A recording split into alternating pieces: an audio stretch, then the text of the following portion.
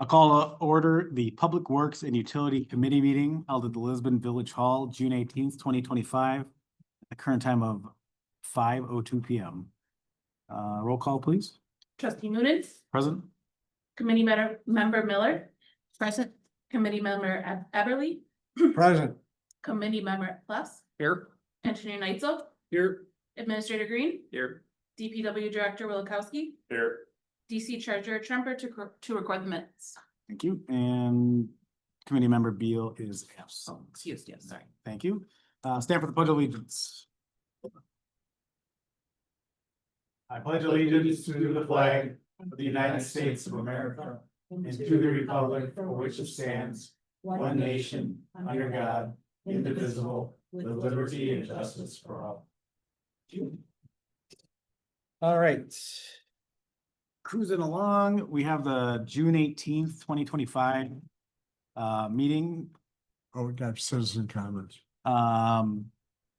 Just note that was from 2. Oh, sorry. Yes, sir. You're right. Let's do 3 first. I'm sure there's a lot in there. Nope, nobody's in there. Nope. All right. Seeing nobody present for citizen comment, nobody online. All right, I'll close citizen comments. And approval of meeting minutes, item 4, 6/18/2025. So was our last notes. It's in your packet. Anyone have clarifications, questions? I have a comment, Mr. Chairman. Proceed. Under department reports, under utility district, I would like to change the 4th line where it says water flows to read well readings at the school. So it's clear what we're talking about. You see where I'm talking about, Lisa? So under utility district, Water flows. you want the words water flows replaced? Yeah, and replace it with well readings at the school, please. Otherwise, I have nothing else. All right, so it'll read, that sentence will read. Engineer Neitzel gave an overview of monthly flows and runtime for the Genie, Plainview, Willow Springs, and Richmond lift stations, as well as the various well readings. It was noted that to date, the temporary flow meter at Richmond School is reading sewer flows at about double the rate of the well readings at the school. Yes, please. Thank you. Anyone have questions on that? Thank you for the clarification. All right. I'll make a motion to approve the minutes as amended. All right, motion's made with amendments, I'll second. seconded by Mr. Plus. Any further discussion? Hearing none, I will call for vote. All in favor, say aye. Aye. Aye, opposed? Hearing none, motion passes 4-0. All right, now we're going to departmental reports. Department of Public Works, DPW Director, Wilakowski. All right, so busy July we had. A lot of culvert replacements we had going on.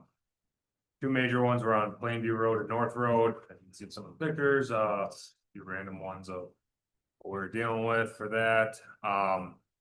We finished grading on Plainview Road where the new asphalt was gonna get put in on the west end along town line, or east end along town line, sorry.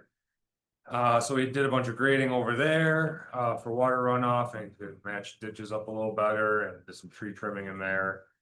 And then we had on Lake 5, we had a bridge repair with those 3 cross culverts to the Bark River there. We had a blowout on a few of the boards and on major erosions. So kind of a few pictures of how that kind of turned out there eventually.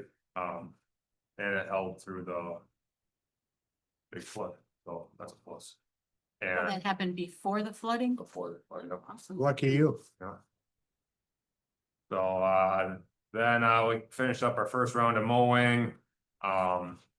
Did some asphalt work here and there, and then shop repairs and did a little storage bins along the north side of our cold storage for gravel.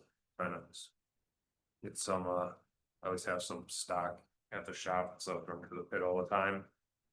And then the parks, weed spraying, standard weed whacking and mowing, did some work along the baseball fences, putting gravel along there and did a bunch of trail maintenance and, which was the playgrounds.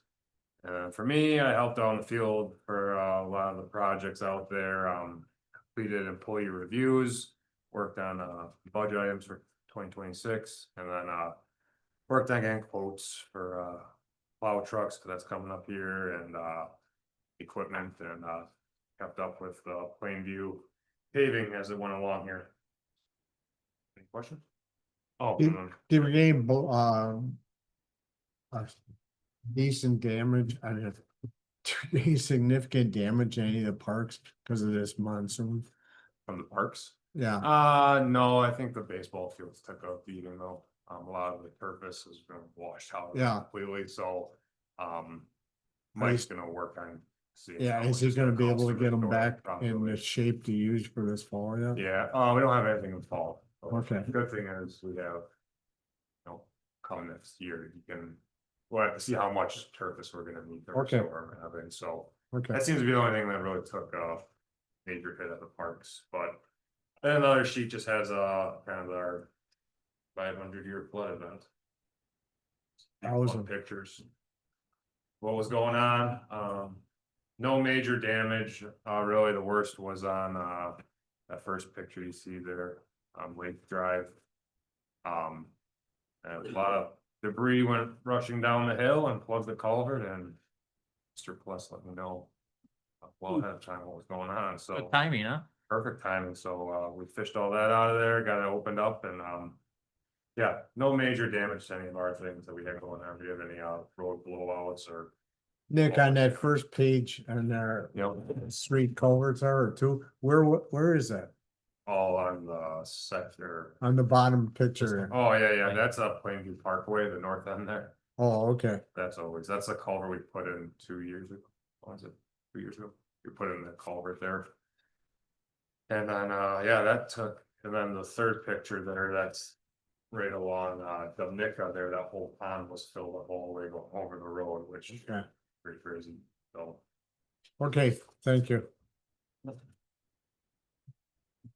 Yeah, obviously, we don't always want to see those rain events, but like Nick pointed out to me, it's always good to check how well our culverts are cleaned Right. out and are Well, they're working. cleaned out now.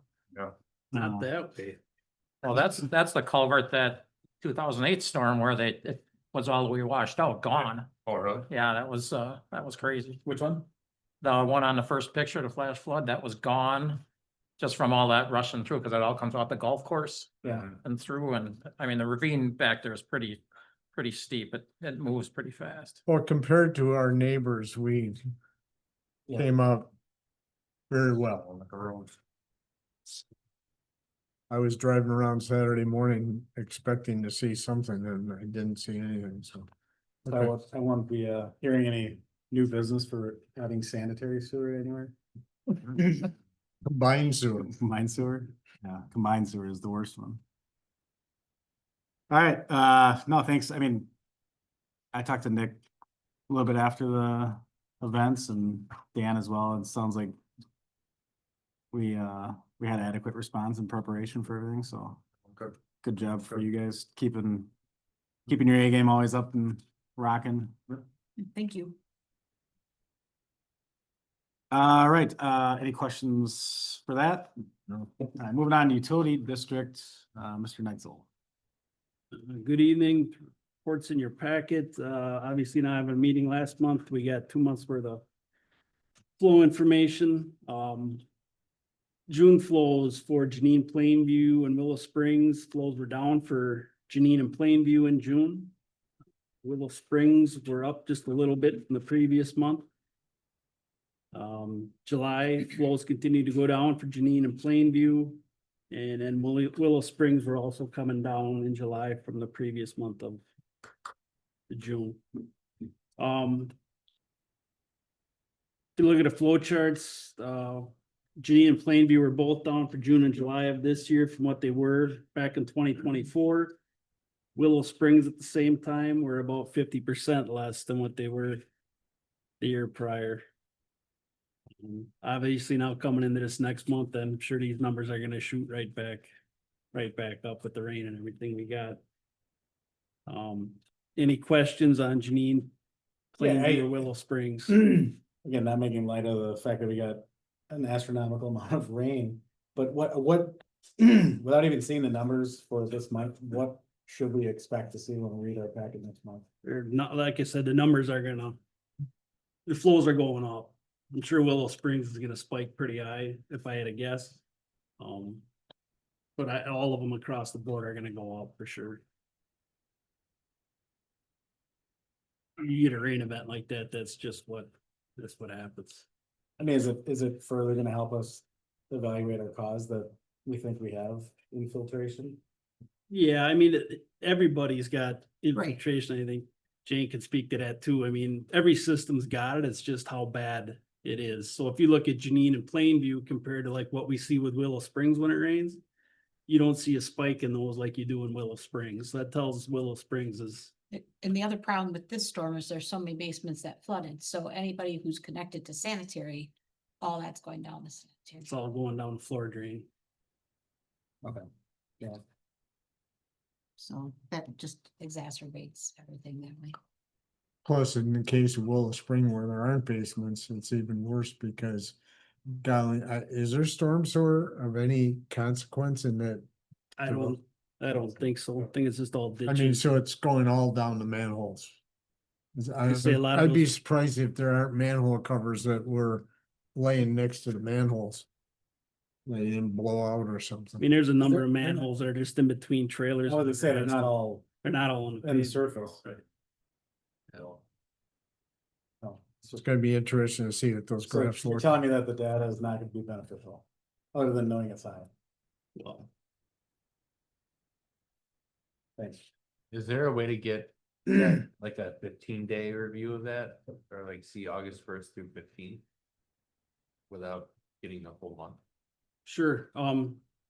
Yeah, I can talk with Dustin and get it.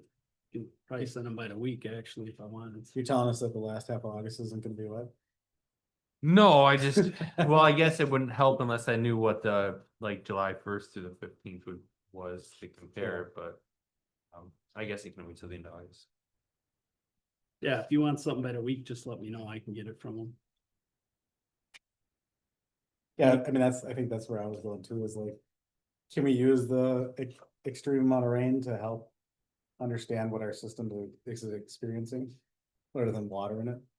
Yeah, I mean, it basically what this is doing, showing you guys flow every month. I think it just builds a history in it so you can see like with a rain event that the flows in that system go up.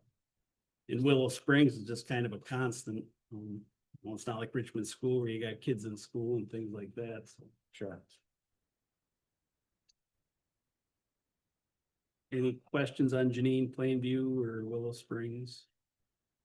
Does the Willow Springs, the old school, which is now a pre-K school, because my granddaughter's gonna go there, is that in Lannon? Does anybody know? I don't have the. That's in the falls. That's in the falls? I'm just curious if that place flooded at all. Cause that sits fairly low in that corner. Yeah, I don't know. Okay, never mind. No other questions on that, then Richmond School. In June, run times were up. Pump 2 obviously had a lot of runtime on it. Cause pump 1 was still out to start the month. The new pump was installed on June 18th. So that had about 17 hours on it in June and pump 2 had about 81. The well readings in June for the school were 67,300, while in May they were 64,600, so pretty constant there in terms of well readings. July flows were down at the school. Obviously, school was out. 35.9 hours total, about 17.9 hours each, 18 hours. Well readings for the month of July at the school were 17,700 for July, while they were 67,300 for June. There was school in session over the summer at Richmond, not full capacity, but they run a program now in the summer, so that is probably half full. Okay. Any questions on that information? I do have the chart with the well and water readings. We can go over that. You flip to the very last page of my report, that's that chart. Actually going back with that new pump, Yep. is that still the normal runtime?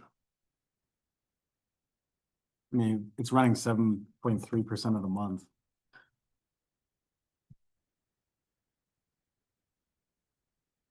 Well, after it got to run the whole month for the month of June and the July section of the report, it was 50-50 Yeah, there was 98 hours out of what, 720 hours?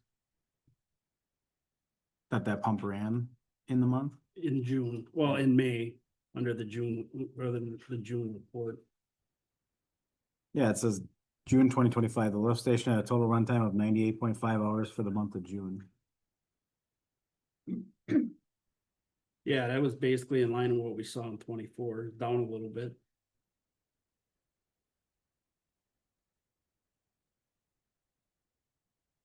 I'd have to go back and actually look at run times. That's one thing we don't chart, basically chart the flows that we get.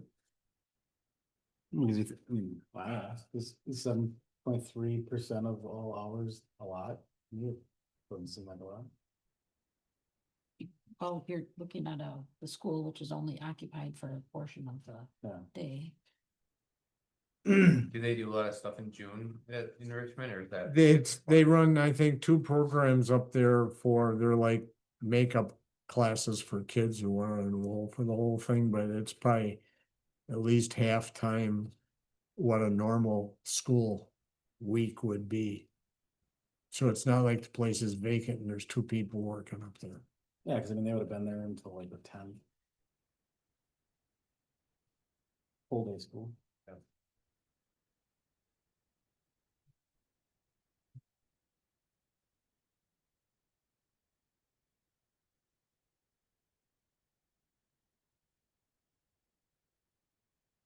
An amazing last page. So with that chart on the last page, got the comments and the notes on it.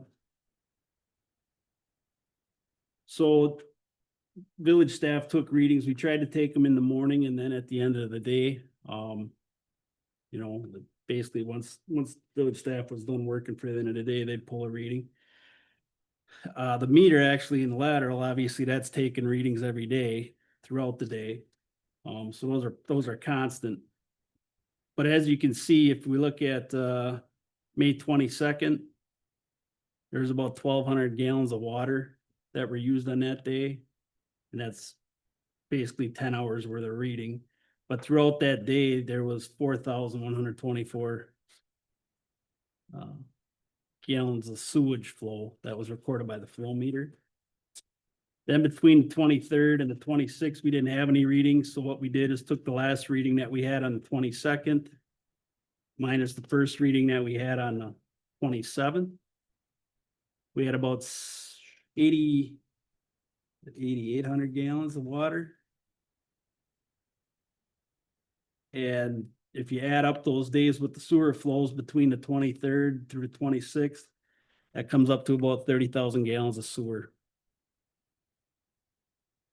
And then it just kind of stays that way as you go, you know, the 27th, 2,700 gallons of water, about 8,600 gallons of sewer.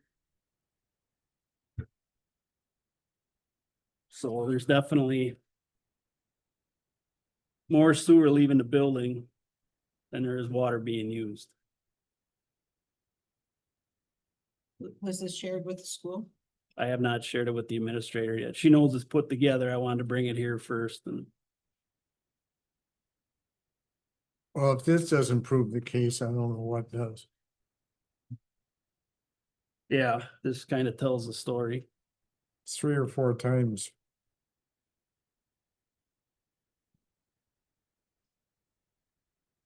You look at it with rain events, they kind of correlate, not as much as what I had hoped, but it kind of correlates with rain events, doesn't jump up as fast as what we see with the lift station flows. But it does seem to follow it up and down. Well, like on the 9th of I assume July, 1,000 versus 7,000. For God's sakes, if that doesn't show them what, Oh, a June 9th, yeah.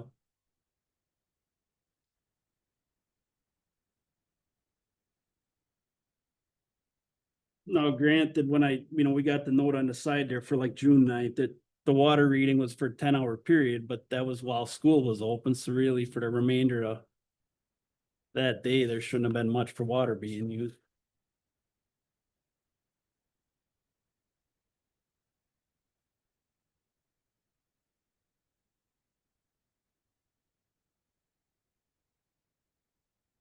they need to get a decent plumber in there and find out what the heck is going on. They gotta get serious about this. When I think at this point, showing them this, I mean, if they wanna do further studies on their own, that they can definitely do that on their Yeah. own time. I think at this point, we showed there's an issue on their side. Yeah. Well, I mean, it's no different than Willow Springs, right? We wanna go after them for any I and I. Yeah, Go back to the school and say, got Yeah. 2 you're months eating up our to- capacity. The Yeah. same thing with Willow Springs. And, Willow Springs come back and say, well, we're paying for it. That's not the deal. Matter. We're eating up what we have going to Lannon that we And can't they- use for somebody else. So I have, the attorney's out this week, but I have, I wanna set up a meeting with him next week to ask if we can charge or have a charge for any usage over and above like an average or regular, maybe. For both of them? Well, for both. Yeah, I I mean, it think- was initially gonna be Willow Springs, but if the same thing is going on here. It'd give them a couple of months to become compliant, and if they don't, then. Yeah, I think that's a great idea. I mean, we're losing capacity by them overusing their capacity. What would it cost for a permanent flow meter to be installed? Is it, I mean, I guess is it it cost depends. effective? If we're gonna undertake this idea, why don't we always do it? I guess it depends what we're gonna do with that station, Yeah, I mean, it's- Gonna blow it up, but it may be 2 years. I mean, we could look to having one put in. And that But- should be entirely their cost. It shouldn't be part of the cost sharing agreement, in my opinion. Well, if you hook sewer up to that building, isn't it still gonna be the same Sure, issue? yes. Same pipes under the Right, building. exactly. I think if we address it now, then. we're ready. Not only that, even but more they're so, going, if we're gonna put a permanent sewer solution to them, And we'll need that capacity. and we don't solve the reason why we're getting. we're gonna charge them on day one for these flows going through that pump station. So their initial assessment's gonna be this. And and it's gonna be thousands and thousands of dollars. And if that, I don't know what it's gonna take to get their attention, but I think that what you're planning on doing, Dan, with Eric is the next thing to be done. They need to understand that they're gonna be spending lots and lots of money. But yeah, we could look at there's plenty of locations that put a flow meter in there. Yeah, do normal systems have permanent flow meters? Sure, I mean, even industries have. Yeah. Certain Our industries that have- ordinance provides where you have large flows that we can, meaning the village, can require a flow meter and a sampling manhole too at You the just same put- time. You should just put a sampling manhole. in Right. regardless, but, So there's no way that the fire station's influencing any of these. No, No. that flow meter was put on the school, between the lift station and the school, their whole lateral. That flow meter was up in that lateral, so it was no, it was, wouldn't have been influenced by the fire station at all. The fire station flows, the last time we saw information, if I recall correctly, were pretty consistent Yeah. since Pewaukee moved in there. Yeah. And of course, it went up because we got full-time people in through there, but it was level. Yeah. And we've got a well there right at the fire station, so, The fire station's been very constant. and we verified last month that their when they wash their equipment down, something like that, most of it. Yeah, I know in the past meetings, we've talked about giving, written correspondence to the school district with what we're doing and where we're at. I'm not saying for the next meeting, but as part of talking with the attorney, can we look at some official correspondence from the village through the attorney that what our, what our direction's gonna be? Yeah. You want something from the attorney, or do you just want a summary of? I think a summary, at least it gets it into, to send it to them. They Okay. should be reading it into their public record. So I reached out to Sussex today to see what they do for if they have similar situations. They, get her name. Somebody, I think, Judy's second. Secret. Secret, yeah.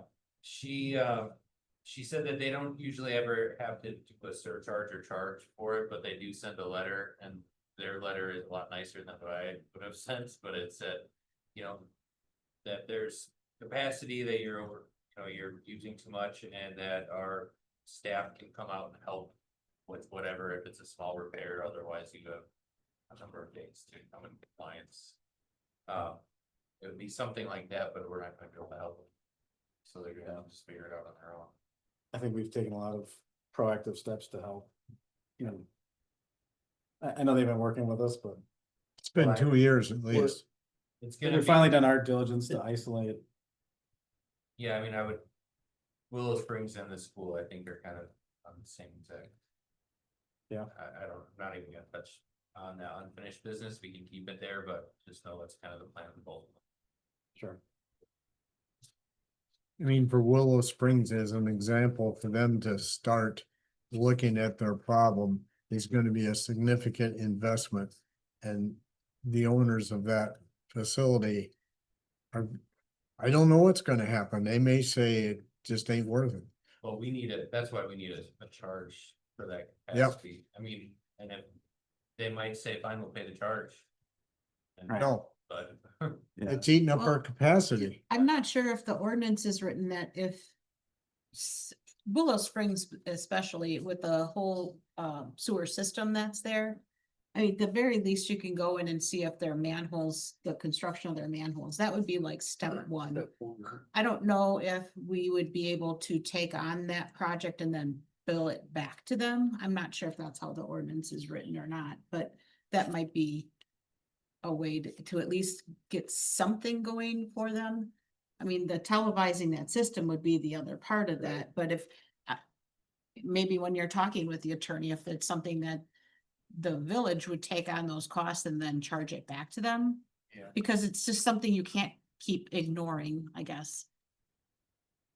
And that again is gonna be a significant cost, and we're gonna wanna know if they decide they're gonna take that on to start an II investigation of their whole development.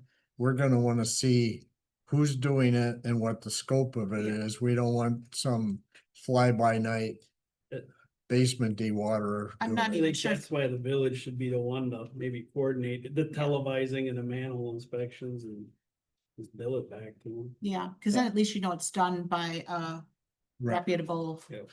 firm great and idea. in public bidding as well. Yep. So, So we'll, if you wanna dive deeper, let's wait to 6A. Anything else, Don? The last two things I had to touch on were Casey's and the fire station. So fire station for June. I was 5,800 gallons, which matched what they used the previous month. For July, jumped up a little bit to 7,100 gallons. But again, everything's pretty much remaining constant there. Casey's, for the month of June, it was 14,039 gallons compared to 14,922 in May. So again, pretty constant. In July, it jumped up a little bit, 17,573. So, just so you know, fire station in August, actually July, maybe that's what part of it, we had to empty the holding tank, I guess, that we used to call it, that cistern that fills the trucks, because they actually clean it out this year, so you probably, that 7,100, that might be why, they did it on the 31st. So that should be in the July report. Did we ever get something too for a deduct on? Dylan? No, and I think, I talked to Dan, and I think Dan, maybe you talked to me about that there really wasn't a good way to do that. To do a Right. Reduction in the cost. For the cost to do a separate meter for it, it's way, you gotta use a heck of a lot of water to do that. I mean, when they wash your equipment out, that stuff's obviously gotta go into the sewer, cause it's probably got, I mean, that's the reason they're washing it out, it's got full of methyl ethyl bad stuff Yeah. on it, so it can't be just dumped out in Well, the. I think the cost is, or the usage, a lot of it is, like we did when we dumped the cistern, that's thousands of gallons, that's just being Yeah. dumped. But Dan brought up a good point that if we want to, we can go to Sussex and fill our trucks if we need to, if we have the time to save the cost of what it could be for, I guess. Yeah, what you're doing is you figure your wear and tear on the well and whatnot, cause per Yeah. 1,000 gallons or bulk water, it's like less than $5 Yeah, per 1,000. and that gallons. I assume out of ignorance that well and well pump at the fire station is about this big. It was probably like the rest of the building was put in What- with a What's residential. that's a good point. What's the accessibility to that? Is it 24/7? It's not 24/7, but it's during working hours. It's, we've had, we've had swimming pool people come and grab it too, and that's how it rolls. Yeah, it's all during working hours. And I'd have to compare what the cost is of dumping 1,000 gallons down the sewer as opposed to purchasing 1,000 gallons of water. Right. Do you know what the bulk at Pewaukee is? $475 per thousand. And $100 permit. For the year.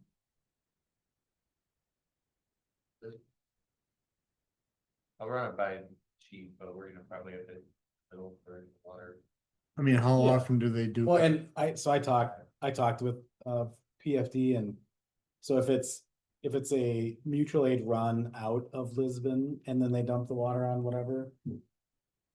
The agency requesting the water is the one that essentially refills us. Yeah. So the only time we would pay for our well to fill our trucks would be if there was a Lisbon event in Lisbon. So the cost is really de minimis. I mean, Right. it doesn't amount to diddly.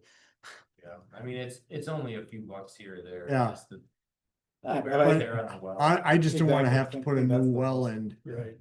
cause if we put a new well, I believe at the fire station there, it's gonna be the right size well. It's gonna be bigger than what's there. Cause I'm sure that all Bob Williams put in there was a residential well and it takes them forever to fill the truck up. It's better for them to drive down the road to Sussex and fill it up at a hydrant, for crying out loud. Not any hydrant, just the bulk fill hydrant. Right, Yes. yes, I'm sorry, I forgot I was sitting next to. I'm sorry. Bad joke, bad joke. I feel properly. We should compare that further, but, do we have any more on 5B? Alright, any questions or requests for Don moving forward? Just. Alright, hearing none, we'll open unfinished business. 6A, discussion only regarding status update on flows at Willow Springs. I think we kind of touched on it. I have the direction, so I'll reach out to Eric and report back. Don, anything further? Dan and I talked about that today. Committee, any direction further needed to given? No, I think if Dan's going to come up with something to sell to, or send to both Willow Springs and to Richmond, we've taken care of it. See if we hear back. Jane, do you know if Pewaukee has anything like that in their ordinance or their policies? No, not really. I might try to reach out to some other communities and see if they have any similar. If we, we haven't had anything specific to that, but we too, similar to Sussex, will stop in at a business to say, hey, your flows are up and you need to do something about it, so. Do we have like a long historical tracking of Willow Springs, or is it just, I know we have the long history of tracking, but do we have a flow meter tracking? That is a flow meter. That the All- readings we get from Willow Springs Is is a flow always, meter. Yes. okay, thank you. Yep. And then all the readings you guys have collected have been off of that one? Correct. That's what we get. So we get that information for Janine, Plainview and Willow Springs. That comes from Sussex every month. And we would know if there was a faulty flow meter. Yeah, normally if they're not getting a reading or something, they're calling LWL and sending them out there right away. So, you know, if the meter's reading 0 or something, or if it spikes for no reason, yeah, they're looking at that. I'm assuming those are calibrated periodically. Yep. Yeah, I think that they even look at our own meters at the same time as part of the service contract. All right. Dan? All right, 7A, discussion necessary action regarding grinder pump chargeback policy. Dan, I think you're gonna open this one? Yeah, so I had told Ed about the meeting today, and I thought he was gonna come, but he did provide a letter or email correspondence to me about what he was hoping to see from us. So essentially, this is the Ed Brocker had a grinder pump that went out. It was something that we found after we sent it to get repaired, that there was a piece of clothing that was stuck in the grinder pump, which we assumed was a kid or a grandkid that flushed something down the toilet that they shouldn't have. So in our ordinance, it says that if it's negligence in the part of the property owner, that they owe for the pump. So we billed them for the full $6,200 that it cost for the pump. He came back and wanted to work with us on the fact that his grinder pump was 11 years old. And so he didn't want to pay for the full cost. So he was looking to see if we'd be willing to do some type of a policy where he pays the prorated amount of what we expect that grinder pump to, how long that grinder pump is expected to last. So whether that's 15 years, 20 years, whatever it is, he's looking to see if he can get some type of reduction in cost. Based on the fact that, you know, it's not a brand new grinder pump we replaced, it's something that was already depreciated at that point. So that's what the letter is, or the email correspondence is, and that's what I'm bringing forward. Linda did call me today. She told me she couldn't make the meeting, but she said that she is not in favor of this type of policy, but I'll leave it to you guys to discuss. Do we know if he got any rebate through his insurance for this? I have no idea. I mean, I don't even know if he submitted a claim or not, because we usually cover these. yeah. You said Linda was not in favor of this? She was not in favor. She thought that they should pay them.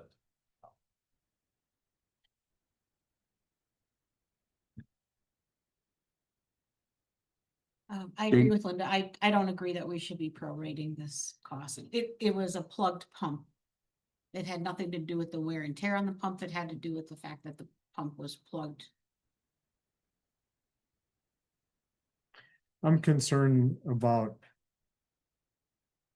the ramifications of this. If it was an individual case, that's one thing, but when you start setting precedent, it's like you open up a can of worms. That's why I'm really worried about it, because we're gonna be living with these pumps for at least a few more years yet, and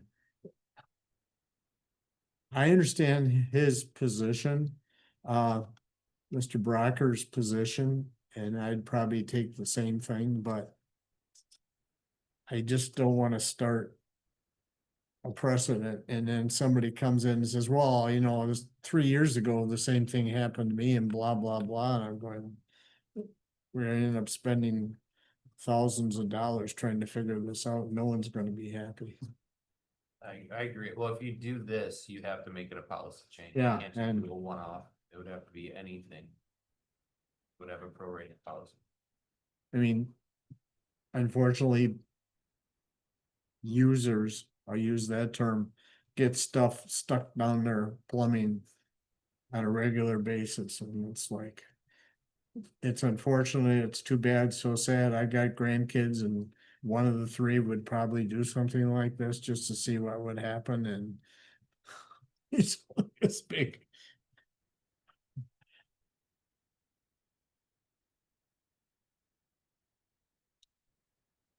Do Joey. we need a motion on this, or? Dan, what, I don't think we've heard from you. Yeah, I look at it the same way that you guys are looking at it. It's something that did happen, but who knows, that pump might have lasted for, 25 years. You just don't know, where it's something that happened on their part. It just, I think they should be responsible.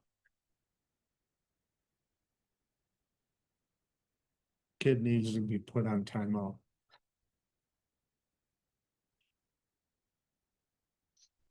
I broke a window.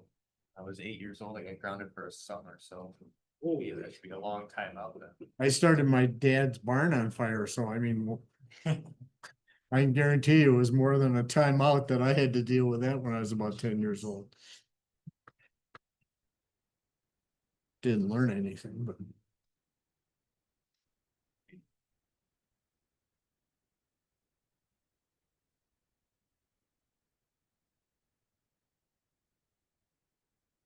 It's, I mean, I guess. I appreciate the fact that. He's working with us. I think that. Should have some merit to this situation. I think the problem we struggle is we don't currently have a policy in place to address this. So, in my opinion, I think we can address this as a singular situation. And moving forward, we need to set the policy to then carry forward. Because we don't have a policy right now to address this. That's where I have issue, is how we, logically you would think, yes, it's coming from their house, it's their responsibility, but we don't have the framework in place to hold them responsible. but. I understand what you're saying, but how would you write it? Cause to me, the ordinance would say any damage that's caught for these few remaining pumps, to qualify everything. Any damage that's caused by the user is their responsibility. I don't know how else to write it. There's, I mean, if you. I'm in favor of a policy, but the danger there is if somebody has a 14-year-old pump and knows that if they break it, that all they have to do is pay the 1 year left on its, I guess, expiration. Yeah. And then they get a brand new pump. Well, then they're only paying $300 or $400 for a pump. So I get how people can. That's a abuse good the point. policy too. You But I hope so. do understand, to Ed's point, I talked to Ed numerous times about this, I understand where he's at. He doesn't feel like he should have to pay the full 6,200 given the lead pump. I can go either way on it, that's what. And I wish he was here, I know he was planning on coming here, so you kind of say his side of it, besides just thinking else.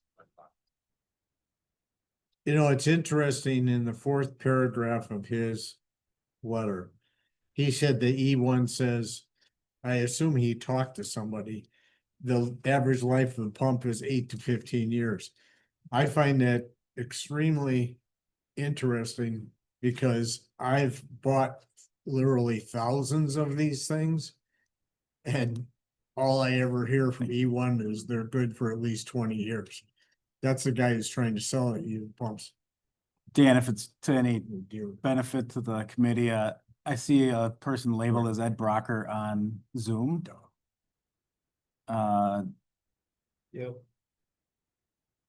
I know we can't necessarily see who that is, but I mean, I think we could call and ask for an identification over Zoom. Yeah, go for it. You want to open the microphone?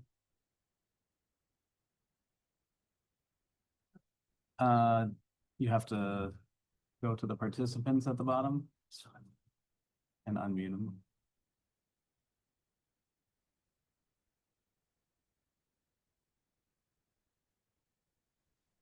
Hello. There.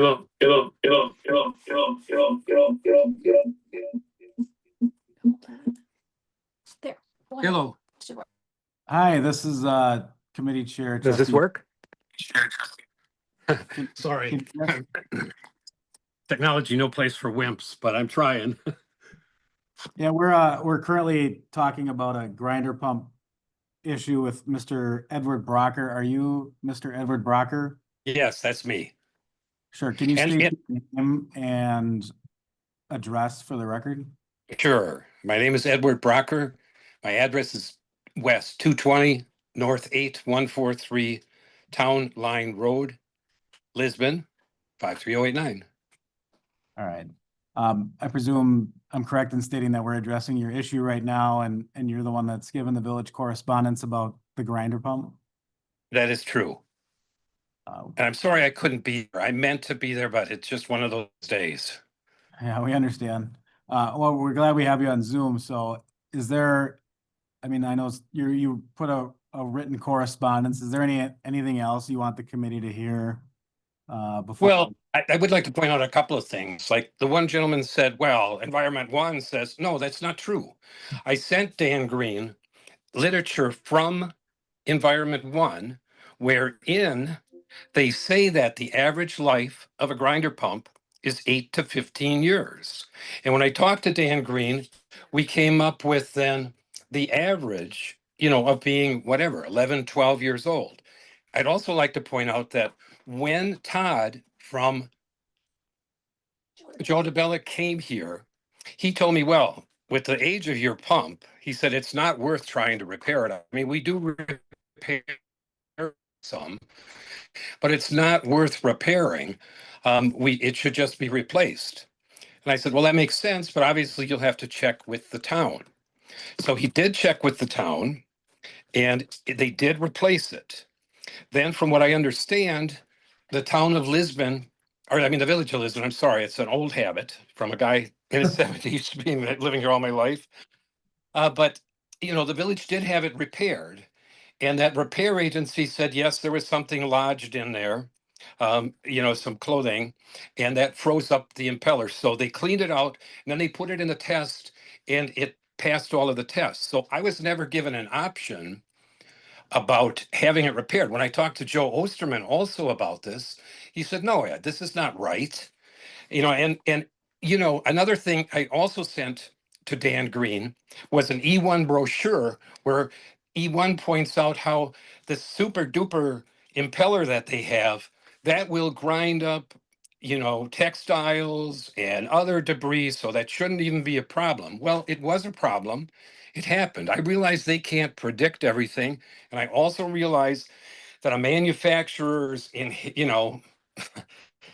warranty, so to speak, or claims that their literature is not necessarily going to be what we could rely on as warranty or super reliable. But nonetheless, they say that the impeller should be able to take this.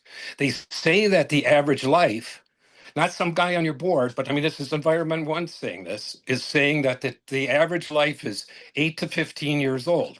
I was never given the option. That's one of the things Joe Osterman pointed out too, is, well, then Ed, you should have been either billed for the repairs or given the benefit of having one of the repaired ones put in. My only point was in bringing up the pro rating is it doesn't seem right to me if Todd, more experienced than any of us working on grinder pumps, is saying that it's not worth fixing because of its age, that it should be replaced. Okay, well, that ought to account for something. And then when it turns out that, if you have, this has been such a contentious issue, all of the back and forth on this. But when you really look at it, surely the village, if it does any kind of reasonable accounting, and now, you know, some of the accounting that the old sanitary district did, I mean, it left a lot to be desired. You know, there was millions of gallons getting into the system and nobody really knew where it was coming from. It might be water coming in. I mean, it seemed very loose. But regardless, when it comes to the grinder pumps, certainly you must amortize, you must depreciate. Well, Dan Green assures me that you do. You know, and that you do plan for the replacement of these pumps. So all I was saying is if I have one that is at the end of its service life and it fails, I don't disagree that my actions cause that, but they are certainly not. I even gave Dan the legal description of negligence. It wasn't negligence, it was an accident. I mean, it happens. And yes, you're right. People flush things down the toilet all the time. So, I mean, we're all aware of that. That happens, okay? But if someone flushes something down their toilet and it gets something happens to a lift station, you're not going to find that owner and say you're going to have to pay for that whole lift station. It's part of the system. So all I was saying is yes, our accident caused this to happen. I don't deny that. Yes, it was a 4-year-old and he should be beaten severely. I get it. Um, you know, but he's trying to learn how to use the toilet. It went down there. We didn't even know it. It was weeks before anything happened to the grinder pump. So, okay, it happened. So all I was saying is like, we caused that. And I'm not saying I believe totally. I've served on both the public safety and as a fire and police commissioner for the town and in the village for over 20 years. I believe a great deal in Lisbon. I've supported Matt's efforts and Joe's efforts for it to become a village. I believe in the village. I believe in playing my part. I don't mind paying for streets that I don't drive on or schools that I no longer attend. It's what we all do as citizens. But what I'm saying is, if I hit a hydrant and it broke the cap, I don't think I should have to pay for a whole new hydrant, then charge me for the cap. If I have a grinder pump that I accidentally caused damage to, by all means, I'm willing to pay out the part. And no, I don't think that means that somebody, okay, they've got 1 year left. It's 14 years old, so I think they're going to flush a bag of marbles down there so they get a brand new pump for 1 year. I don't think that's going to happen. I don't think most of us responsible citizens do that. We are just looking to be treated fairly by you guys. You know, if need be, sure, I'll take this to the village board. You know, I'll have Joe Osterman in there beside me, you know, whatever. Dan Green must forget some of the conversations we've had because we went back and forth on this a great deal. No, there is no insurance claim on this. I didn't think it was an insurance loss. And all I'm asking for is you people to be right, to be a citizen that is fair to me, just the way that I am trying to be fair back to the village, not just, well, I don't think anybody should have to. I mean, we all know Linda Beal hates grinder pumps. I don't know how many emails I got because Sally found out that this was on the agenda. And I said, Sally, I don't think this is anything to be alarmed about. I think that the village came up to with a policy that is fair to us all. You know, what we've always believed as owners. You know, here I sit 70 feet above Town Line Road, so I don't want to hear about why we have a grinder pump because we're in a law. We are not a sanitary system. I don't disagree with that. We're all in it together, aren't we? But no, let's try to split hairs and let's try to hang $7,000 on this citizen. I think that's BS, if you ask me. And I'm not going to agree to stuff that isn't true based on what I have in front of me from Environment One and from what Todd from Joe DeBellick said. So if you know, yeah, it's me, and I guess you can tell I'm a little agitated about it, but that's what I have to say about it. All right. So, in understanding your letter, is the Brocker family willing to pay 1788 and 86 cents? Absolutely. I believe that is fair and equitable. All right. Well, we thank you for your comment. If you just want to hold on, we're going to put you back on mute. I think the Perfect. committee wants to have some further discussion and correspondence about it. I did look back at the village board bills for from last week. There was a 900, I gotta get back to it, $933 service call. And that had a invoice date of 7/14. Is that relating to this? No, that was off of Town Line and yeah. Okay, so I was trying to get Madam Clerk, I was brainstorming while this was going on, and I wanted to know I know obviously the grinder pump costs a certain amount. What actually did we get billed for just their response to do their emergency? There was something wrong with it. Was like an electrical issue. The stator was bad, I thought. What collar shaft got damaged? We got- Don't pull it, cause I never gave a about stator and a propeller shaft. Sure. I don't know anything else about that. So, There's a list of stuff. so take out the infrastructure. What did it cost the village from the event? What did they get 900. billed for is my question. Yeah, I mean. well, we got billed. Yeah. Somebody got, Joe DeBellick billed somebody X number of dollars. It appears to be 6261. What did they put a brand new pump back in there? Yes. They did, and that's one thing I agree with Ed on is we did have and I didn't know. Being that this happened not too far into me starting, but that there was a backup grinder pump that we could have. Pulled from the shop and replaced. That Right, would that's what I'm significantly getting reduce at the is cost. what, if this was for a new replacement pump, my question is, what would somebody be charged for one of these Just- rehab pumps? How much less was that? So they would, under our current system, they would only be charged for the service, not the infrastructure. Okay, cause I'm trying to figure out if this 6261 includes DeBellick's service call and the work that they did inspecting the pump and tearing it It's apart, It's the full. plus. Okay, plus. What would a user, Mr. Brocker in this case, been charged for a replacement rehab pump? What's the difference, which would, on paper, reduce this 6261? I would say what, $400 was the cost to 400 or 500? Well, yeah, honestly, I've seen 360, I've seen 454. So less than $500. I would say around $500. Okay, somebody would have been charged on a similar case, $500 for a replacement pump plus the service call.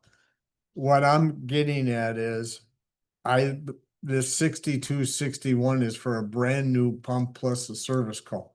So if we take out the service call amount off the 6261 and replace the cost of the pump from a new pump to a rehab pump, that to me would be a reasonable cost that the property would have been charged.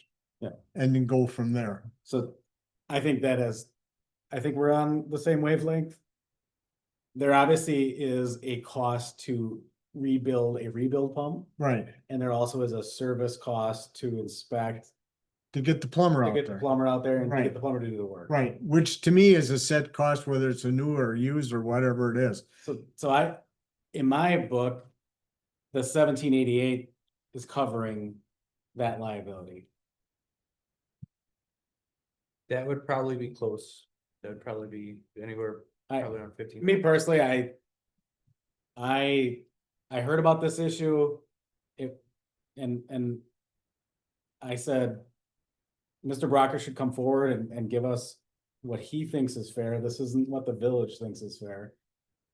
For me, I think this has a lot of weight because he's coming forward, accepting responsibility, admitting liability.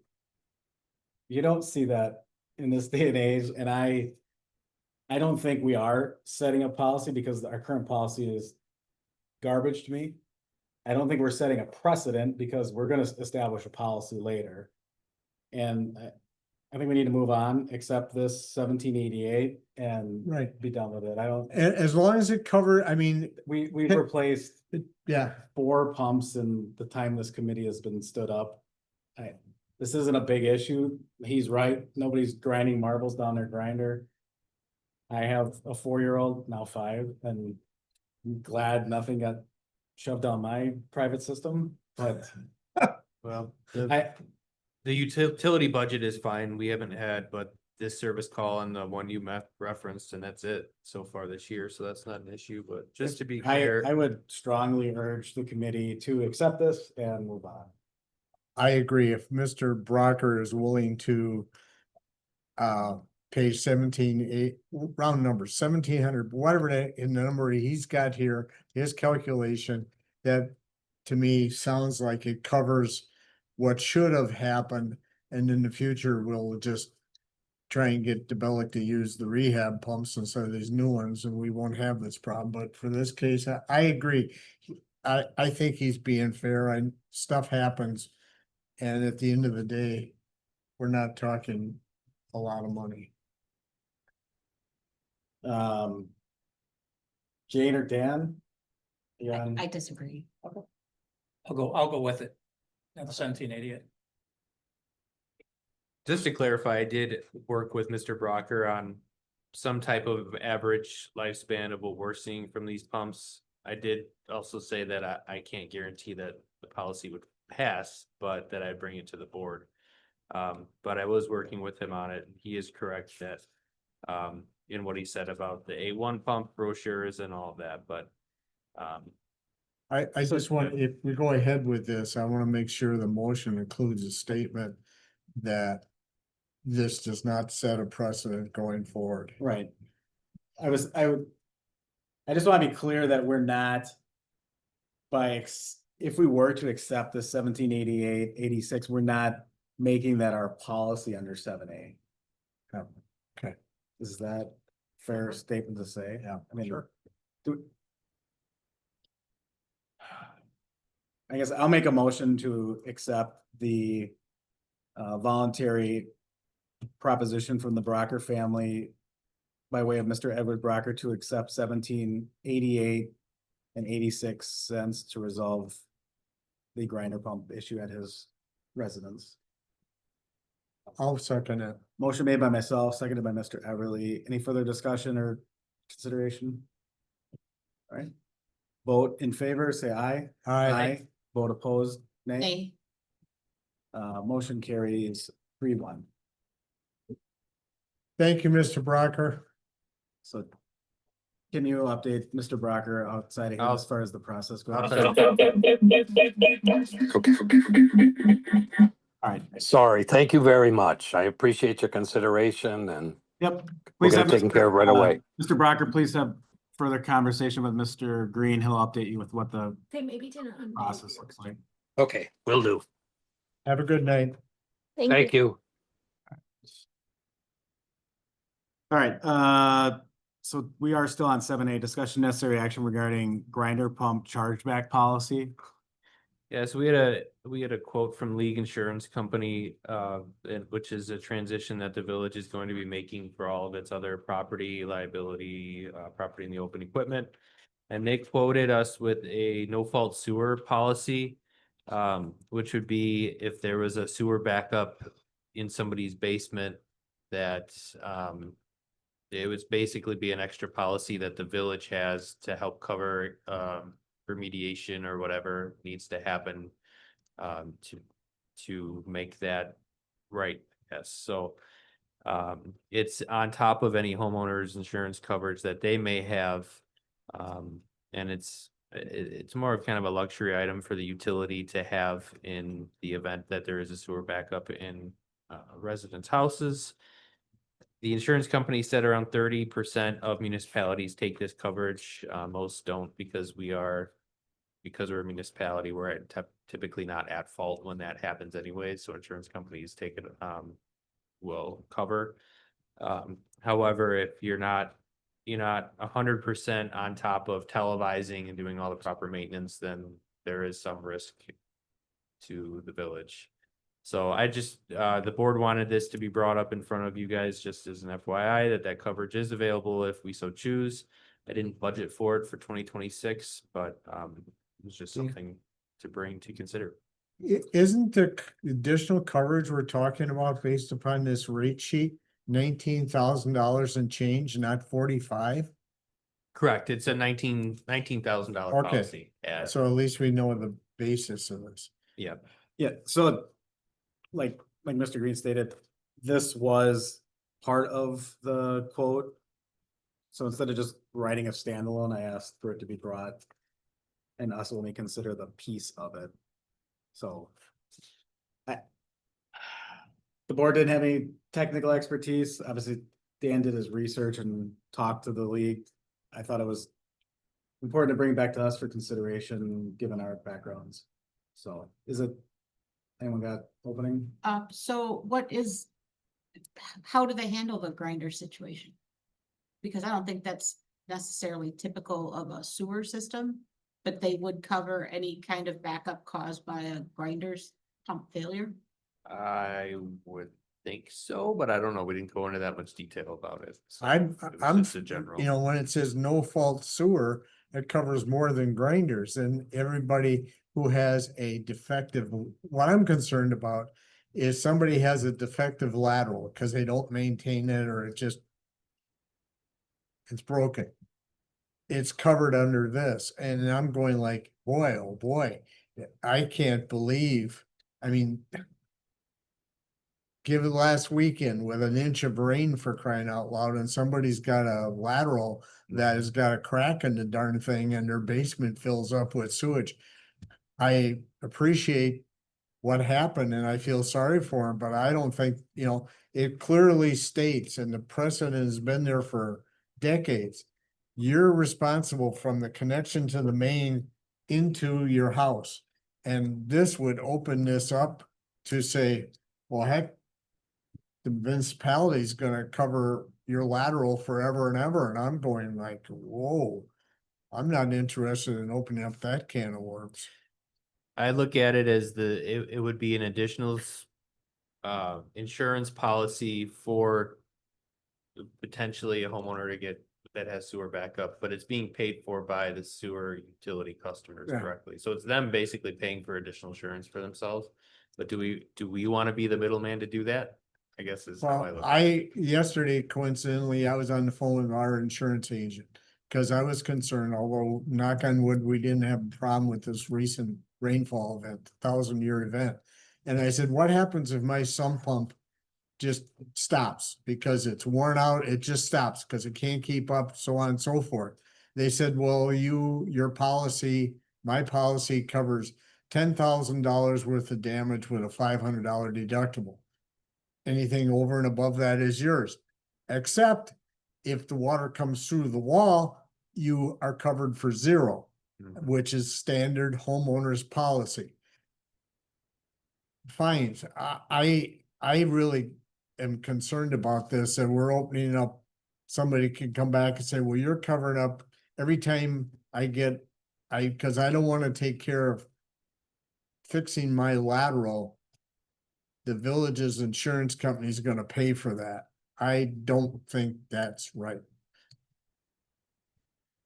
Historically, it's never been that way. I understand the reason to do it, but I don't think municipalities in the insurance business. That's kind of one of the questions I had was, do we have an exposure that needs to be covered?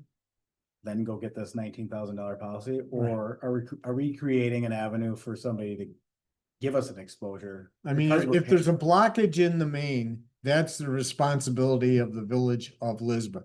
I understand that, but from that point of connection back into the house at every municipality I've ever worked with over 40 years, it's been the homeowners. It's the way that it is. And I don't think we should be accepting more responsibility. That's what I'm wondering, though, is this covering just the sewer main? There's a blockage there that causes a backup, or is this covering laterals too? No, it should be, I believe it covers the sewer main, Just the main? but I'm not sure how they handle the grinders.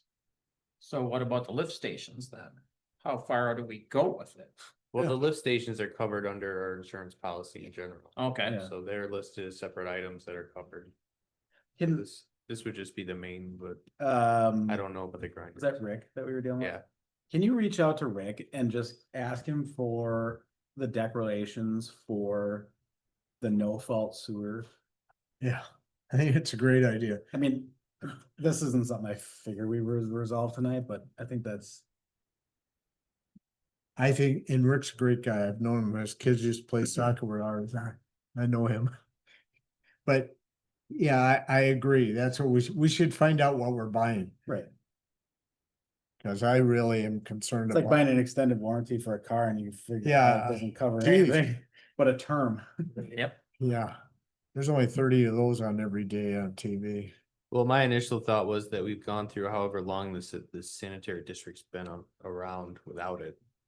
And haven't needed it, but I've been involved in several insurance claims for that and my experience is you just take the note because you're a municipality and we've proved our maintenance stuff, so. Yeah. So you don't take the no-fault? Correct. I don't know. I've never heard of somebody having this. I do understand there are more municipalities are going that direction, but I'm not sure if you really. I think Need it's to more open your political exposure. decision than it is. yeah. Well, and it could be the size of the municipality and this number of water or sewer mains that you have, and if you know that you can't reach all of them because you've got Well- miles and miles of them, I don't know. But- It would make the city of Milwaukee and MMSD insolvent. Maybe it's a rider that somebody thought of from the insurance angle and they've been cashing in on a lot of Yeah, commissions. could be. I mean, they're not pushing it. Yeah, they're I just don't- offering it. No, Yeah. yeah, it wasn't. We're going without it now. Let's do our due diligence, go another month, get that declarations back to us and, Table it till next month and till we hear back. that will be 17th. Anybody take that responsibility. We can, So can I just ask a Yeah, question go ahead. on the insurance claim? So this insurance for the whole municipality plus the $20,000 is 45? This is, you talking about, is this the price of the whole quote? Yeah, is this what, is the 19,000, so you're paying essentially like 25 for all of this coverage? For everything else, yeah, for cyber, for general liability, I don't think that workers' comp is Yeah. in this one, though. No, And that tends to be the pricier one. so It still seems like a deal, because if your sewer coverage is gonna be half of what your bill is, I don't know if. Oh, yeah, it's a deal, that's why we're changing. So, I can't remember who we were at before. We were we're paying- with rural right now, before we were at rural, we were somebody else. I'm trying to remember who we were. at. R&R. No.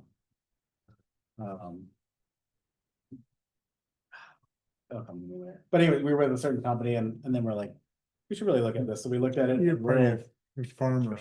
Rural saved us a lot, Yeah. and then we started talking again since moving to contracted fire services. It just seemed like a good time to reevaluate and we further pared it down, so while everybody else continues to pay more and more for insurance, we're actually covering what we actually need to cover.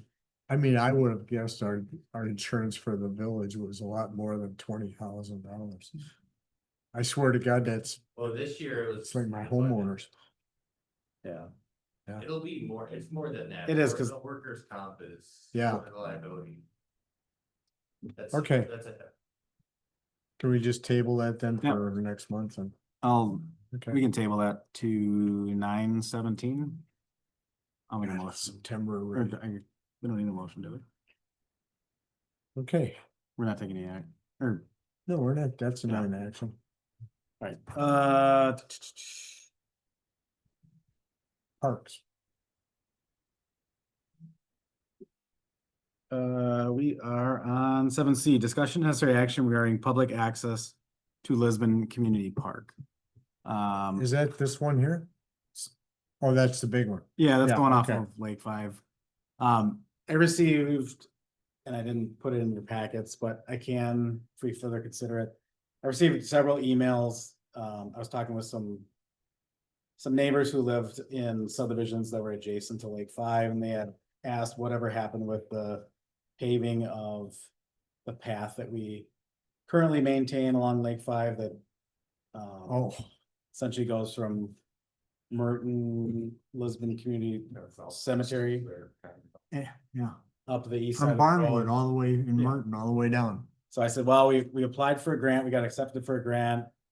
When the grant came back, the pavement prices with COVID went through the roof. The board ended up deciding not to pick up the paving because of all the costs. So we declined the grant and left it in I the was current here state. that night. So, they got talking about, well,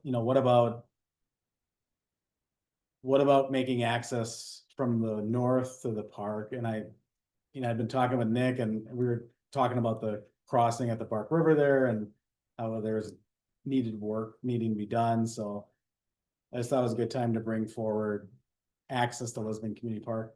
We're obviously limited in where we can go in. If you're not familiar, the bug line runs along the north part of the park, and then we have a little extension that drops from the bug line into the park, kind of like, what would it be, west of where the ice skating rink is, north and west. Yep. So obviously we're getting access from the county's trail to the park. So I thought, well, what if we increase our access in other directions? So I don't know, I wanted to get the committee's ideas before we would move forward with something because, it's kind of a big ball. We're talking about improvements to the Bark River culvert or whatever we're gonna put there. We're talking about further expanding our uses in Lisbon Community Park. So I just wanted to bring that general idea of public access to the park and what the committee was thinking. So I know we're not a sidewalk community. And I guess I'm not asking, I don't really want it to go in that direction. Obviously, I'm only one vote, but I didn't know if the committee had ideas of how we can further increase access to the park. And I wanted to at least bring it up while the Public Works is considering making repairs to the bridge. And again, I don't even know if it's possible if we have right of way going north there and how far. So Don't we have a railroad crossing there too? we have a railroad crossing. I'd be concerned about whatever liability that might be. I don't know what that would look like from the railroad standpoint. Yeah, and the permit from the railroad, I used to issue those permits, they're very costly. And the construction of whatever you do is. Is that a armed? Yeah. I was gonna say, I don't think that has arms. So, valid point, I think there's grade crossing improvements that would probably have to be made. Those would cost as much as extending the path, and I apologize for being gone for a minute, but I was here the night the town board turned down the cost to complete the path and bring it up to what are required between the park and top of the hill where it's gravel by the cemetery. And the cost was significant. If we have to go across that railroad track, the cost to do that and the permitting and what's going to be required is probably going to equal that cost. There's significant slopes too. Yep. The ditches And they width, fall out. You they fall can't put in a 3 foot. 3-foot wide bicycle path, Mhm. especially if you're getting grants for it. They're gonna make you put in a real honest to goodness path. And it's gonna have to be ADA compliant, which means you can't go 100 miles down that slope or you can't possibly get up. That's the reason why it was. I remember the discussion at the board because I happened to be sitting in the audience for something else. And the reason was for the same amount of money, and I forget how much it was, we could pave another half mile of town roads. That's the reason why. Mark, is there any other way to gain access from the bike trail that's already there and getting access to that from other subdivisions? To the bug line trail? Yeah, cause that's already kind of a main. Bike Yeah, trail. I mean, I looked at that from village property, the only real access on either side still within the village would be that boardwalk in, Or- Brighton Estates. or circle. So there's a boardwalk that connects like the northeast corner of Brighton Estates to the bug line. I didn't receive any correspondence from anybody living over there, so to me, it is what it is on that end. I didn't know, is there any way we could, normally we'd only pave a certain portion outside of the fog line. Yeah, Is there a way? Basically, they're looking for safety improvements. yeah. I think with just the flow lines you have there with the ditches. And the road not being wide enough, alright, fairly wide, it's not, it's a main road, but it's definitely when it gets repaved, it's gonna be wider regardless, but. I think with the flow lines and then you have, the landscape company there with horse fences running along there too, I don't know, by the time you stick a 8-foot wide path on there, assuming that's what a path kind of is roughly. 8 foot wide, if you're not doing a sidewalk, it's probably a little wider, I'm assuming. Kick a ditch back into pastures where there's horses, I mean, unless you do buried pipes or anything, I don't. Well, the plans are, you And can it's look at the plans that they 45 already right did. there too, so again, I don't really know if you want people walking, right next to the road. Look My at the That's plans pretty that fine. Kunkel already did for that bike path improvement, all the way from where it stops, all the way down to the road. They're already done. And I wasn't part of it, but I do remember conversations where it was pretty tight. You're talking the gravel trail? yeah, Yeah. they designed a new and improved bike trail all the way from Barnwood all the way into the park. The plans are already done. You can see how far to the east that goes and how many trees gotta come out along Lake 5, which should probably happen anyway, but you're right, when Lake 5 is ever really improved, just like Mary Hill, we're gonna have a real road out there, real street with real shoulders, not 2 foot. My only concern too, or maybe not concern, I guess I don't disagree that we should make access available. But then you have to be prepared for all the rest of the village subdivisions that want to have equal access. So once you start with one path, you're gonna wind up needing to support, or people are gonna want you to support the rest of those. Accessibility to other areas of the village. We have a discussion going on for the last 2 years with a new proposed subdivision in the southwest corner of Mary Hill and Silver Spring. That goes from Beacon Hills all the way to Mary Hill into Vista Run with Newman, the developer, because the county's bike path plan has a bike path going down Silver Spring on the south side, all the way from way west past my place. And the idea was to tie in a bike path, a path of some kind through this new subdivision to connect to the bike path at Vista Run to get into Sussex. It's the same type of thing, exactly what you're talking about. I don't think the county is aware that they have a bike path Well, plan. they should read, they have it, Sewer Pack did it for them.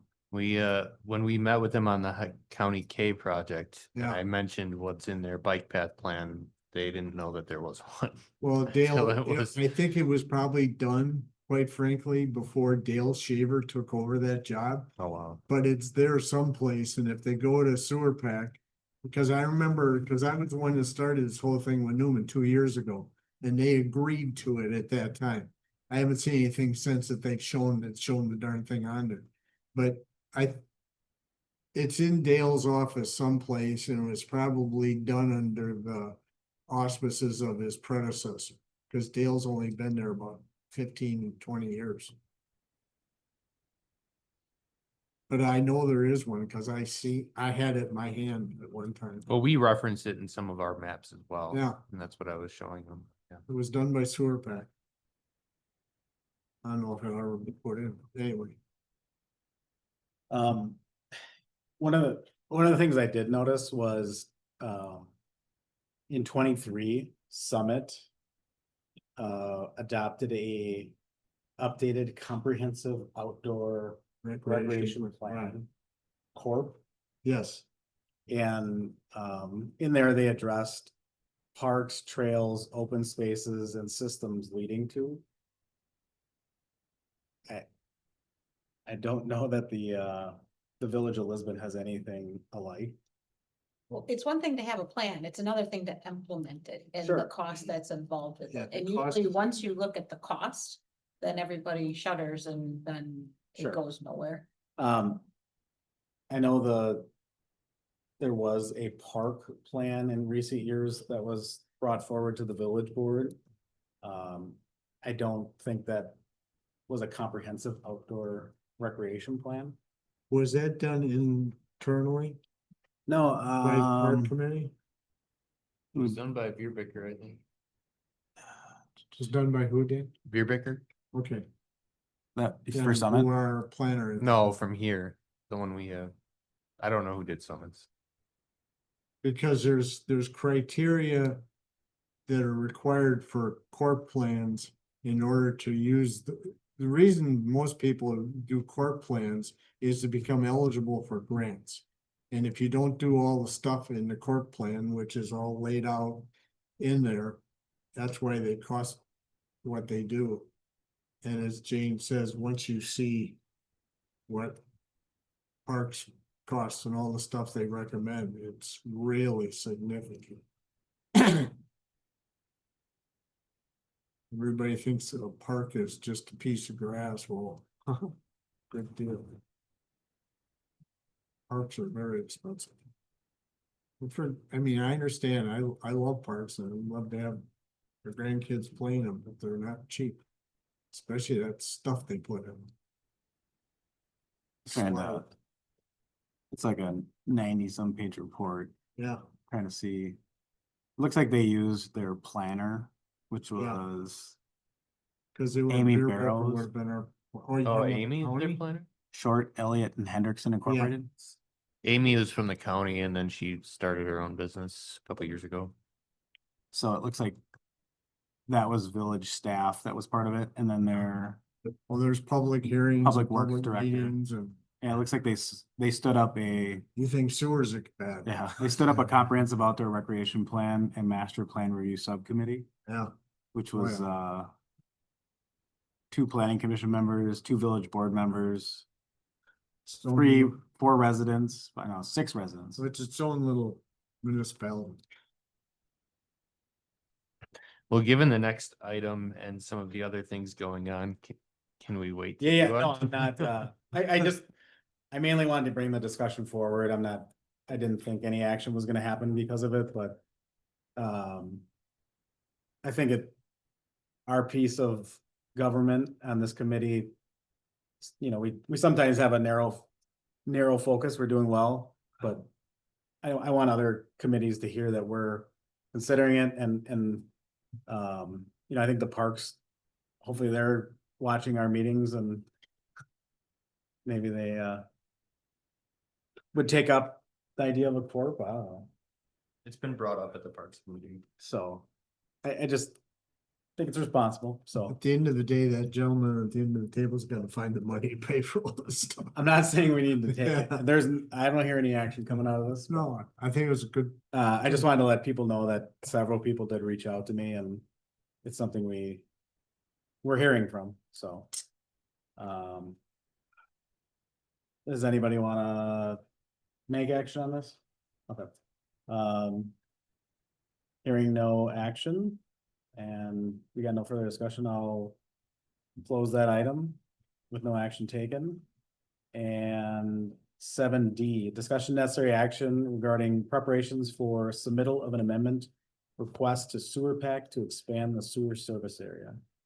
Dan, I'll give you the floor. Yeah, so at the last village board meeting, we had Foth come in and do a presentation on doing a full service area amendment with sewer pack.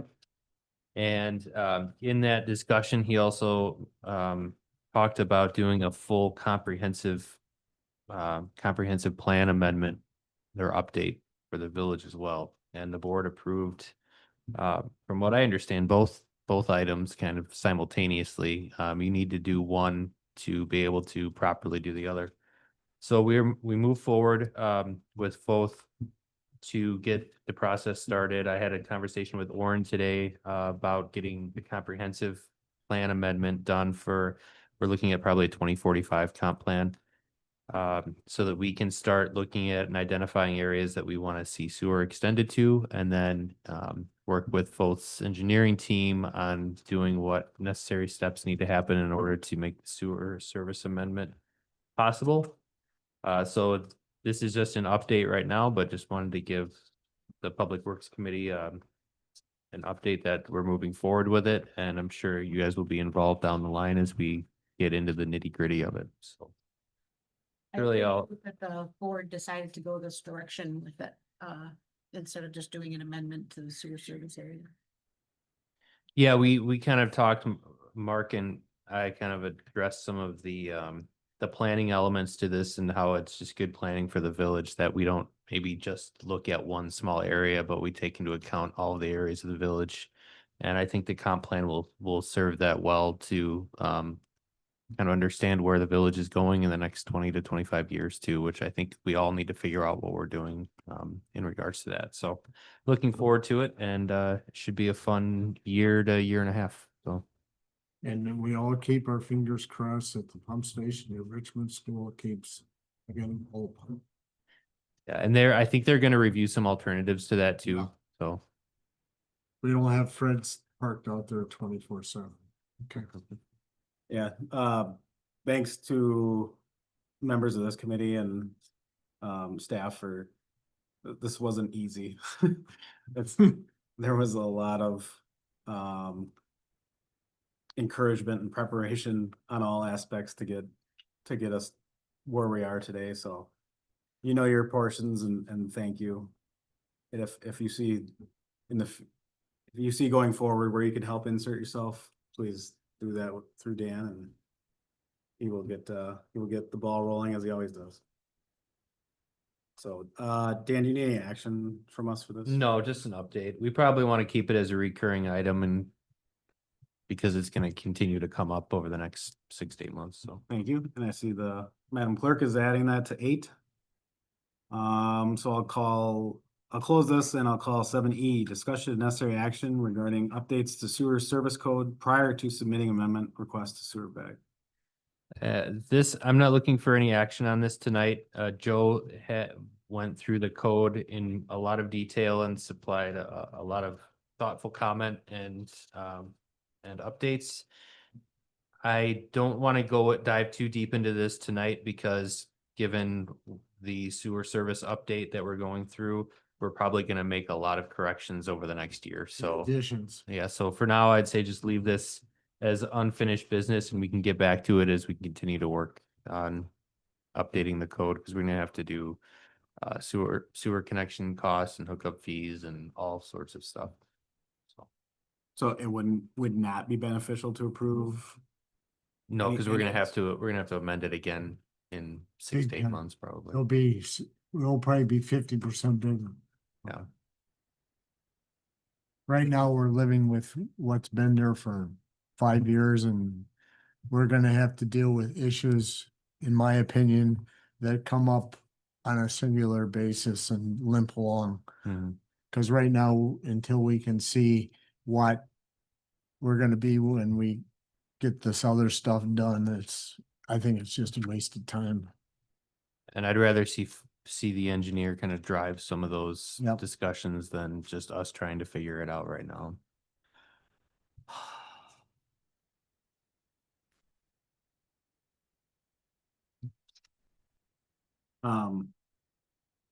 I did reference in thinking of the earlier situation we approved. I was preparing on page 9. I don't wanna get too laborious with this, but, the page 9 would be 5F, which would be the last point in that page. Mhm. Do we want that? It just says village. Do we want that to, if somebody appeals that decision, do we want it to come, like it did tonight, come to committee first and then to the board? I think it should always come to the committee, and the only reason being, and this is not, again, this is just me talking, for whatever it's worth. This committee is supposed to be the so-called most knowledgeable one on these types of things, as opposed to just going directly to the board. And I think, I mean, at the end of the day, spending money is still up to the village board. And I'm not saying that should ever change, not that it would, but I think things should come here first, because I think we can have a more complete discussion about a set of facts on sewer and water and stuff than the village board can. And we already have 2 people from the village board sitting there carrying forward. So. I just don't, I don't see it as clear of where that path goes. Cause if you look at the, third line from the bottom of the page, or fourth line, it says the property owner may thereafter appeal that determination by the village. And upon receipt of such request, the village shall provide notice to the property owner of the time and date that the property owner's appeal shall be reviewed. On completing the review of the appeal, the village shall issue a written decision. Within a reasonable time, but in any event not exceeding 30 days following the completion of the appeal hearing. So. I don't know that it's clear. Do we have to hold a standalone hearing? Maybe that would be better if it stated, first of all, village board instead of village, because the way the village is decided is defined in that ordinance. It says the village means the village of Lisbon. I think that would best be, the word should be village board, because that's who's going to be the hearing. And then if the village, if somebody doesn't like a determination by the village board, then they're left to their legal challenges, like any other determination of the village board. So if I'm reading it correctly, would this process that we did tonight not have happened under this proposal? If you insert village board instead of village, I think the village in general keeps it pretty wide open to interpretation, so. Cause the definition of village isn't village board, is it? It's just the No, village it's of the village Lisbon. of Lisbon. So I don't think we did it wrong. No, I'm not saying it's But- wrong. Does it need to be tightened or is Well- it best to leave it this way? And then they have a policy. Well, I think we may want to re-examine this whole section when the time comes and determine how we want to do that, so. The nice thing Put it about, as a side note, but Yeah. yeah, future. the nice thing about this committee, not that all things aren't nice about this committee, is that we have 2 village board members here to carry this committee to the village board. So I can tell you that a lot of municipalities aren't set up that way. They have a committee, they have committees and no representation. And then when the item gets to the village board, they're going like, what the heck is this stuff? And that's not good. I would agree with that. Okay. Anything else for Dan?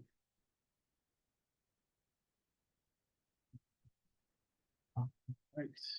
Nothing else on this item. We'll move to 7F, discussion only to review costs for contractually obligated updates to wastewater treatment facility. This item was requested by trustee Beal, and she's not present, so I would recommend tabling until she is available to be here. I think that's fair. Can, Mr. Chairman, can I, if we're done with that, can I just make a request, please?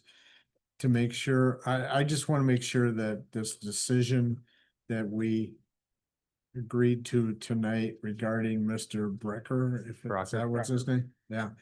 Also includes that we're not setting a precedent for future decision. I just want to make sure the motion includes it.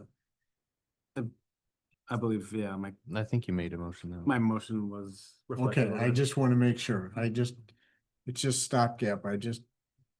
Dolson's, okay, thank you, sir. Um.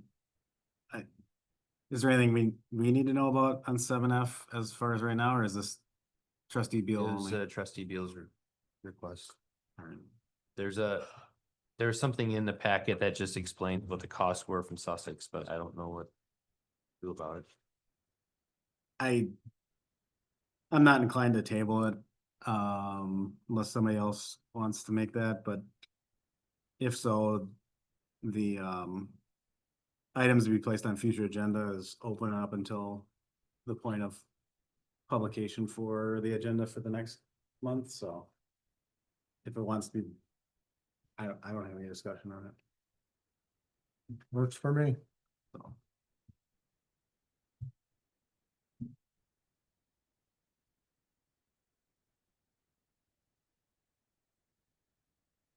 Uh,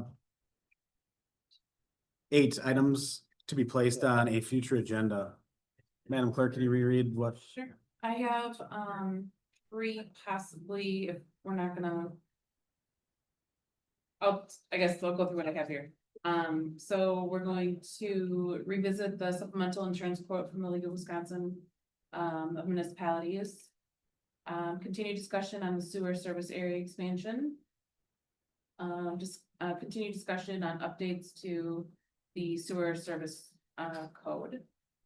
And then this last one, for 7F, the, review of the cost for contractually obligated, updates to the wastewater treatment facility. Does anyone here? Unless you want to take that last one off. Does anyone here want 4?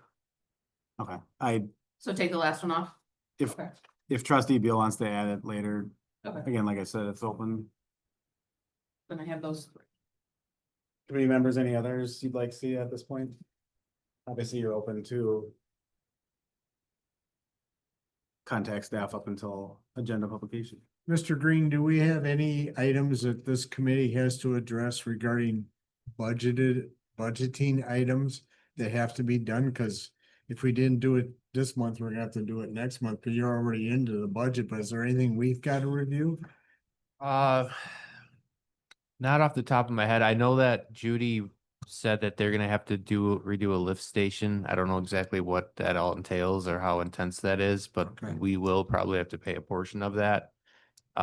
I don't think it's gonna be like the wastewater treatment facility. It's probably gonna be in the tens of thousands, but Okay, yeah. he didn't give me any quote or any percentage of what we. I know Nick wants another plow truck, but whether we get into that before the end of the year or not, it is what it is. Yeah, well, then that's covered under capital and we've got a reserve fund for that, Okay. so we should be fine. Unless you guys want to Hey, spec it out for him. No, he wants it purple with pink polka dots or whatever. Or just a bit nice. Okay, I just wanted to make sure we weren't, cause it's already August, it's too late to argue about budgets. Yeah.